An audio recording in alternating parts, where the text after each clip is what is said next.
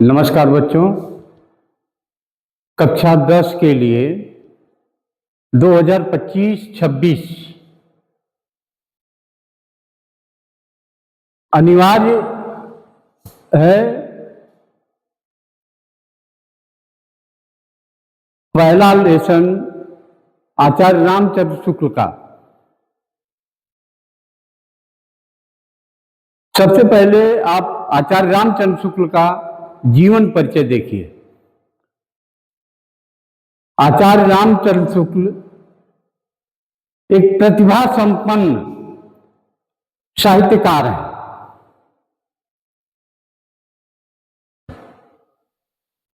वे एक युग प्रवर्तक भी थे। आचार्य रामचंद्र शुक्ल का जन्म 1884 ईस्वी में उत्तर प्रदेश के बस्ती जिले के अगोना नामक ग्राम में हुआ था। इनके पिता का नाम पंडित चंद्रबली शुक्ल था, जो सुपरवाइजर कानूनगो थे। आचार्य शुक्ल की प्रारंभिक शिक्षा जनपद हमीरपुर के राठ तहसील में हुई। बालक रामचंद्र शुक्ल ने एंट्रेंस की परीक्षा अर्थात हाई स्कूल की परीक्षा मिर्जापुर जिले के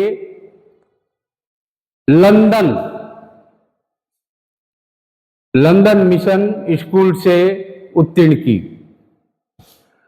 गणित में कमजोर होने के कारण इनकी शिक्षा आगे नहीं बढ़ सकी।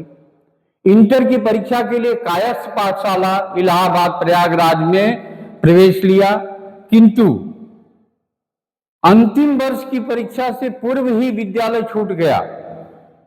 इन्होंने मिर्जापुर के न्यायालय में नौकरी कर ली, किंतु स्वभावानुकूल न होने के कारण, उनके स्वभाव के अनुकूल न होने के कारण छोड़ दी और मिर्जापुर के लंदन मिशन स्कूल में चित्रकला के अध्यापक हो गए। इसी बीच स्वाध्याय से इन्होंने, स्वाध्याय अर्थात इसका मतलब स्वयं से, अपने खुद के अध्ययन से इन्होंने हिंदी, अंग्रेजी, संस्कृत, बांग्ला आदि भाषाओं का अच्छा ज्ञान प्राप्त कर लिया और पत्र पत्रिकाओं में लिखना आरंभ कर दिया। आचार्य शुक्ल ने 1908 ईस्वी में हिंदी शब्द सागर के सहायक संपादक के रूप में काशी नागरी प्रचारणी सभा में कार्य आरंभ किया। उन्होंने 19 वर्षों तक काशी नागरी प्रचारणी पत्रिका का संपादन भी किया।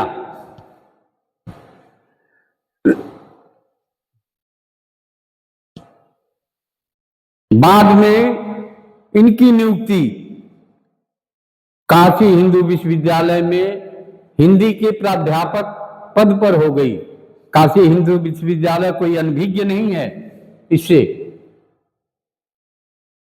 विश्व का तीसरा विश्वविद्यालय है। बाबू श्याम सुंदर दास के अवकाश प्राप्त करने के बाद 1937 में शुक्ल जी हिंदी विभाग के अध्यक्ष पद को भी सुशोभित किया। इसी पद पर कार्य करते हुए 1941 में आप स्वर्ग सिधार गए।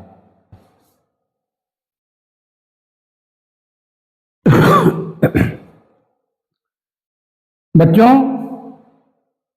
इस जीवन परिचय के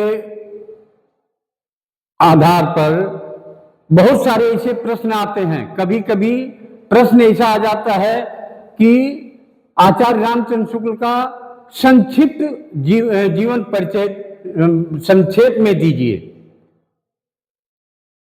तो आपको जन्म कब हुआ, जन्म स्थान कहां है, पिता का नाम क्या है और किस युग के प्रवर्तक हैं, खड़ी बोली अर्थात उनकी भाषा कौन सी है, मृत्यु कब हुई, ये इतनी चीज संक्षेप में आप अगर लिखते हैं तो आपको संक्षेप में जो लिखने के लिए प्रश्न आया है उसका उत्तर पूरा हो जाता है।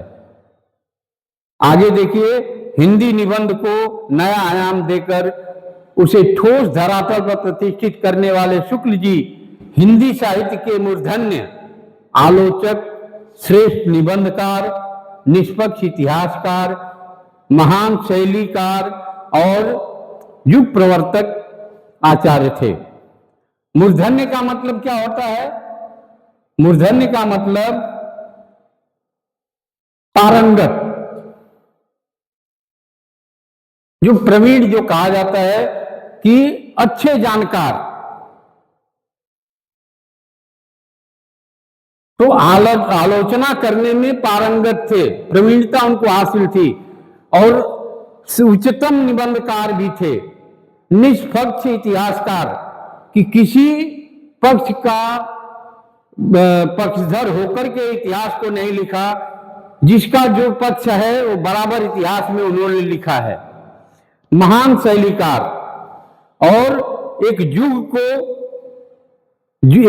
को खड़ा करने वाले, एक युग को नींव रखने वाले, एक युग की नींव रखने वाले आचार्य थे।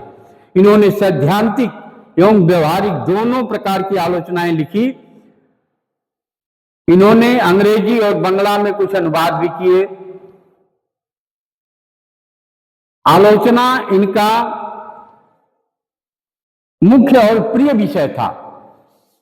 इन्होंने हिंदी साहित्य का इतिहास लिखकर इतिहास लेखन की परंपरा का सूत्रपात किया। शुक्ल जी एक उच्च कोटि के निबंधकार ही नहीं, बल्कि युग प्रवर्तक, आलोचक भी रहे हैं। इनकी कृतियां इस प्रकार हैं। इनकी कृतियां जो हैं, निबंध भी इन्होंने लिखा, निबंध संग्रह है 4 भागों में। चिंतामणि इनका श्रेष्ठतम निबंध है, निबंध संग्रह है 4, और विचार भी थी। हिंदी साहित्य इतिहास भी लिखा है। इतिहास कौन सा? हिंदी साहित्य का इतिहास इन्होंने लिखा है। आलोचना में सूरदास, रश्मि मासा, त्रिवेणी संपादन किया है इन्होंने। जायसी ग्रंथावली, तुलसी ग्रंथावली, भ्रमर गीत सार, हिंदी शब्द सागर, काशी नागरी प्रचारणी पत्रिका, आनंद कादम्बरी। बच्चों, आप किताब लेके बैठ सकते हैं, किताब में देखिए। मैं किताब से ही आपको बता रहा हूं, इसमें हम अलग से नहीं कर रहे हैं। आप किताब में देखिए, आपकी किताब में मिलेगा।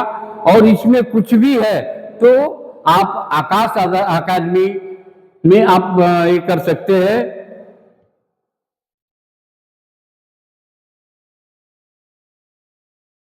इसमें बहुत सारे ऐसे प्रश्न बन सकते हैं कि आचार्य रामचंद्र शुक्ल का साहित्यिक परिचय दीजिए, ऐसा भी आ सकता है। साहित्य की उन्होंने क्या सेवा की, उनका जन्म कब हुआ, मृत्यु कब हुई, ये जो मूल बातें हैं ये आपको बराबर ध्यान में रखना है। कारण कि साहित्य में इनका विशेष स्थान माना जाता है।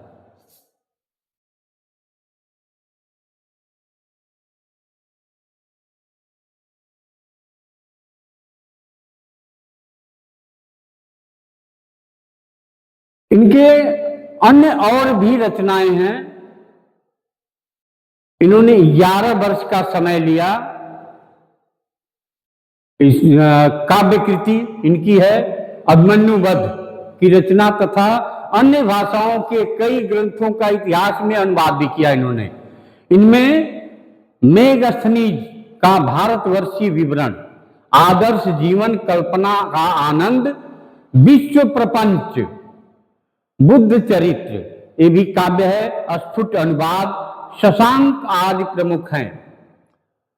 शुक्ल जी की भाषा संस्कृत निष्ठ, शुद्ध तथा परिमार्जित खड़ी बोली है। परिष्कृत साहित्यिक भाषा में संस्कृत के शब्दों का प्रयोग होने पर भी इसमें बोधगम्यता सर्वत्र विद्यमान है। अब बोधगम्यता क्या होता है? बोध जिन इनकी रचनाओं को पढ़ने से हृदय में बोध हो जाए, आपको सेटिस्फेक्शन हो जाए,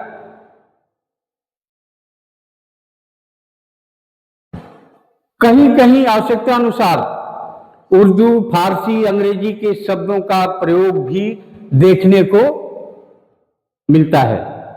शुक्ल जी ने मुहावरों और लोकोक्तियों का प्रयोग करके भाषा को अधिक व्यंजनापूर्ण, प्रभावपूर्ण एवं व्यावहारिक बनाने का भरसक प्रयास किया है। शुक्ल जी की भाषा शैली गठी हुई है, सुगठित है, उसमें व्यर्थ का एक भी शब्द नहीं आने पाता। कम से कम शब्दों में अधिक विचार व्यक्त कर देना इनकी विशेषताएं हैं। अवसर के अनुसार जैसे मौका मिलता है, इन्होंने वर्णनात्मक, विवेचनात्मक, भावात्मक, व्याख्यात्मक शैली का प्रयोग किया है। हास्य व्यंग प्रधान शैली के प्रयोग के लिए भी शुक्ल जी प्रसिद्ध हैं। इनके समकालीन हिंदी गद्य को शुक्ल युग के नाम से जाना जाता है। शुक्ल युग को छायावाद युग भी कहा जाता है। हजारी प्रसाद द्विवेदी ने आचार्य रामचंद्र शुक्ल के संदर्भ में कहा है कि आचार्य रामचंद्र शुक्ल हिंदी के गौरव थे। समीक्षा क्षेत्र में उनका कोई प्रतिद्वंदी न उनके जीवन काल में था, न अब उनके स्वर्गवास के बाद भी कोई उनका समकक्ष आलोचक है। आचार्य शब्द का प्रयोग ऐसे ही करता साहित्यकारों के लिए उपयुक्त है। पंडित शुक्ल सच्चे अर्थों में आचार्य थे। जिस प्रकार भारतेंदु ने हिंदी भाषा को प्रतिष्ठित किया, उसी प्रकार आचार्य रामचंद्र शुक्ल ने हिंदी आलोचना को नई दिशा दी। प्रस्तुत निबंध जो इनका है, जो हम अपने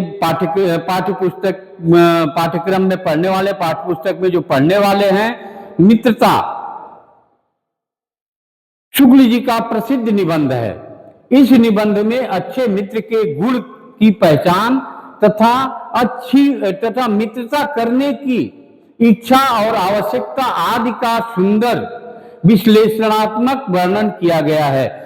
प्रस्तुत निबंध में शुक्ल जी ने सलाह दी है कि हमें हमेशा उत्तम, चरित्रवान, ईमानदार, विवेकशील, बुद्धिजीवी लोगों को ही मित्र बनाना चाहिए, क्योंकि सच्चा मित्र जीवन में औषधि के समान होता है। एक सच्चे मित्र का यह कर्तव्य है कि वह हमारा सही मार्गदर्शन करे, हमें सही दिशा में प्रेरित करे। इस निबंध में कुसंग के दुष्परिणामों का विशद विवेचन किया गया है। विशद का मतलब होता है बृहद, बड़े पैमाने पर। तो कुसंग, बच्चों, कुसंग जो है ऐसी बीमारी है, ऐसा रोग है कि अगर कुसंग के घेरे में हम आ गए तो हमारा पूरा जीवन व्यर्थ हो जाता है। इसमें बहुत सारे प्रश्न आएंगे कि इनकी भाषा कौन सी है, रामचंद्र शुक्ल की भाषा कौन सी है। तो भाषा है परिमार्जित खड़ी बोली। इन्होंने संस्कृत के शब्दों का भी प्रयोग किया है, उर्दू, फारसी और अंग्रेजी के कुछ शब्दों का प्रयोग किया है। इनकी कृतियों में मुहावरे और लोकोक्तियों का प्रयोग मिलेगा और इनकी भाषा व्यंजनात्मक है, व्यंजनापूर्ण है, प्रभावपूर्ण है। इनकी भाषा शैली, अभी प्रश्न आ जाएगा कि रामचंद्र शुक्ल की भाषा शैली क्या है, उनकी शैली क्या है, भाषा क्या है। तो भाषा परिमार्जित खड़ी बोली और शैली